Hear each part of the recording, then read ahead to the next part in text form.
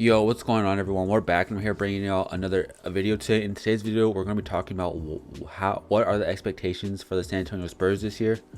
And so, if you're new to the channel, guys, leave a like, subscribe if you're new, and let's hop into this video. So, the Spurs went out this offseason, and they ended up signing Doug McDermott, who honestly, before seeing the preseason games, I wasn't too fond of it.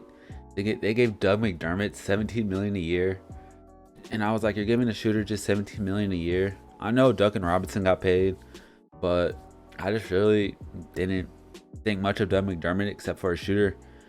And they went out and traded. They got something for DeMar DeRozan. They got something instead of nothing for DeMar DeRozan. They ended up flipping DeMar DeRozan for Thaddeus Young, Al-Farouq Aminu, and a first and 2 seconds, which that's barely getting nothing, right?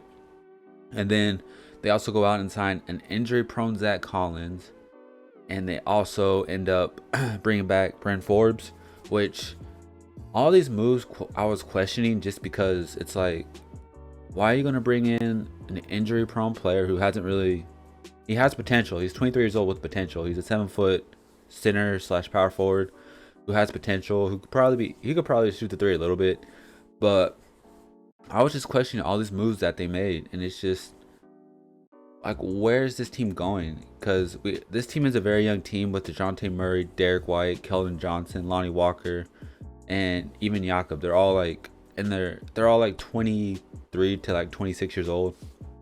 And then they go out and draft Josh Primo, which on draft night too, I was like, what's going on, man? Like, because Kai Jones was there, and I know most of the Spurs fans wanted Kai Jones too, but Josh Primo has honestly shut me up. But all right, so let's get into what I expect for the San Antonio Spurs.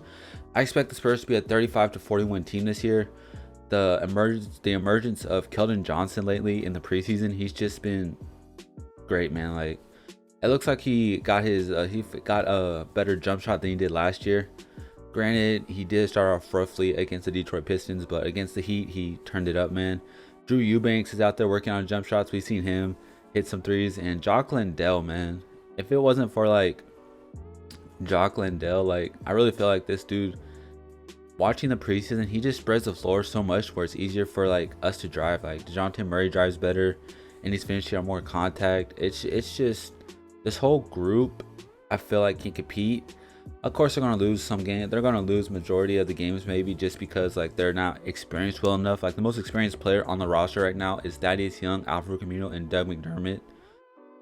And about Doug McDermott, man, the dude has really shut me up in these 2 preseason games. Yes, it's only preseason, but the dude's moving his feet. He's staying in front of his defenders. He's playing great defense out there, man. Like, Doug McDermott has really shown that he could play defense. Like, against the Miami Heat, he was moving his feet. He was staying in front of his defender. His lateral quickness looked pretty nice. But it could be because the fact that everyone on the Spurs starting lineup can play defense besides like Doug McDermott, but he's shown that he can. Because this team is full of defenders. You got DeJounte Murray, Jakob Poeltl, Derek White, even Devin Vassell. Keldon's a decent defender. Like, this team is full of young and hungry defenders, man. So it's not like it's not like his lack of defense will show, because you got a good rim protector in Jakob Poeltl. And speaking of Jakob Poeltl, I want to look at his stats real quick. So let's take a look at his stats from last year. Jakob Poeltl, he averaged 8 points. He averaged about 9 points, 8.6 points a game, 8 rebounds a game, and the best stat of all was he averaged 1.8 blocks a game, which honestly, in that little time to average 1.8 blocks a game, he only played 26 minutes a night, guys. 26.7 minutes a night, and he shot 61% from the field, which is really good. But the key to the Spurs being a very good team relies on Jakob Poeltl's growth. His growth, man. If Jakob Poeltl can average about 10 points this year, and I would say about 10 points, 9, like 8 to 9 rebounds, and 2 to 2.5 blocks a game, man, that's just going to be great for this team, man. Like, you have a great rim protector in Jakob Poeltl, who's fairly underrated, man. People don't really know much about Jakob Poeltl. They just say they got Jakob Poeltl who can't shoot free throws, so let's intentionally foul him. He did struggle with his free throw percentage. He shot 50%, 46% last year, and then 53%. His best season was with the Raptors at 60%. almost. But if Jakob can be that, Jakob is that rim protector that no one really talks about, and the Spurs got him on a fairly cheap deal, 8.8 million, 8 million like a year, which is very good. He signed 3 years, 27 million last year, which is very good for us. And if we take a look at DeJounte Murray as well, I want to show y'all about DeJounte Murray before this video does end. So if we look at DeJounte Murray's stat line, the dude is only going to get better, man. A lot of people want Ben Simmons here, but there's just no need for Ben Simmons. DeJounte Murray is averaging almost 16 points a game. He averaged 15.7 points a game. He averaged 7 rebounds and 5.4 assists. And he only averaged 5.4 assists because most of the time they would defer the ball to they would defer the ball to DeMar DeRozan for him to have the ball in his hand. And I just feel like this team is very hungry, and yet they're going to be coming alive. Like DeJounte averaged 15, 7, and 5, like I said, with 1.5 steals a game. I really feel like DeJounte Murray can average about 18 points a game this year, 8 rebounds, 8 assists, and that's not even exaggerating, man. I feel like he can go above that. I'm just being cautious with what I say, because some people say you're overrating him or something, but I honestly feel like this team is ready to go, man, and I feel like they can win 35 to 40 games, and I expect them to be out there competing every night and just winning and hustling. They're going to win from hustling and playing good defense. They don't have no star on their team where they could just defer to like they did with DeMar DeRozan and LaMarcus. But I really feel like every night it's going to be someone different, man. You'll see DeJounte go off. You'll see Derek White go off. We saw Derek White 2 years ago in the bubble Derek White, man. We have a healthy Derek White coming back. It just all depends, man. We have a healthy team this year.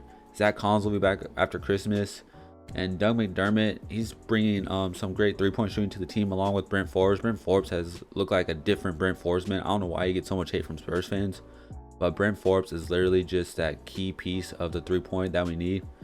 In the past two preseason games, he's dropped 20 points and I think 20 points in both games. I'm not sure. I didn't watch the Heat game last night.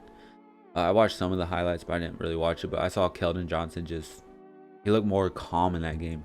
Brent Forbes is a different kind, man. I know last time he was forced in the starting lineup because Derek White was out, or no, DeJounte Murray tore his ACL, so he had to be the starting point guard for us. But this year he's gonna be coming off the bench for us, providing that 3 points we need, like a Marco Bellinelli type role where he just comes off the bench and provides a 3-point shooting. Let me know what y'all think about the San Antonio Spurs and where y'all think they will end up this season, or what is y'all's expectations for them. And if y'all want, I can provide y'all with a stat video of what the stat predictions are for this team. And the Spurs still do gotta waive 2 players, and I feel like they're gonna trade Thaddeus Young and end up waiving Al-Farouq Aminu, because they're gonna have so many bigs though as well. That's another thing. They're gonna have Jock Landale, Drew Eubanks, Jakob Poeltl, Luka Samanic, and even Doug McDermott's a power forward now, and even Zach Collins when he goes back. They're gonna have 6 bigs when he comes back. So let me know if y'all want to see a stat prediction. I could post a stat prediction for the season starts of what my stats will look like. But if you're new to the channel, guys, like I said, leave a like, subscribe if you're new, and I'll catch y'all guys next time. Peace.